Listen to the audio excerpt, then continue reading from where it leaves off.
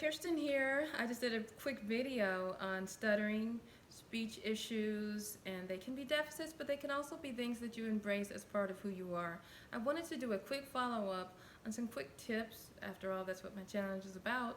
Tips on if your child does struggle or has been gifted with some speech issues, what can you do about that to make sure they're better understood in this world and around them? So one of the things that we're very cognizant of is slowing down our speech. You may notice that I have a pretty calm demeanor. I've been told I have a calm demeanor.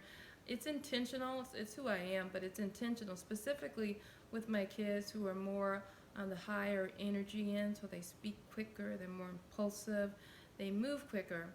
I intentionally slow things down. I speak slower.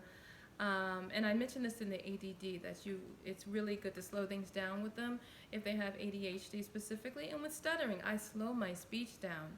If I'm asking them to do something or conversing them in a certain way, of course I make eye contact. They see my lips, and I slow down. I make sure my speech is clear. I model what I want to see back.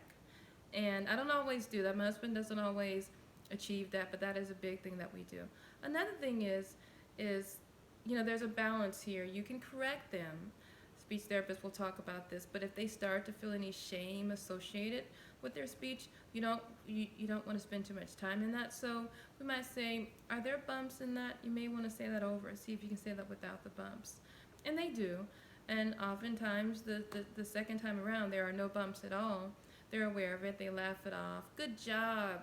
See how well you do? I usually do things like that. My husband does as well. So we just kind of check in. Are there bumps there? Did you hear any bumps? Do we want to try that over? If they say no, then no. And if I feel any energy associated around that where they don't want the correction, that it's not helping them in any way in the moment to correct them, I stay away from it for a while. So yes, I intentionally slow down my speech. I model them how I want to speak. And I ask them, are there bumps in their speech or is it smooth speech? And when it's particularly smooth, there hasn't been any bumps in a while, I praise it. Those are a lot of things. And you also want to make sure your environment is calmer. If there's a lot of chaos going on in their external world, that could affect their speech. They're very anxious. That could affect their speech. If their diet is not good, there's too much sugar, too much dairy, it's just not balanced enough, that could affect their speech.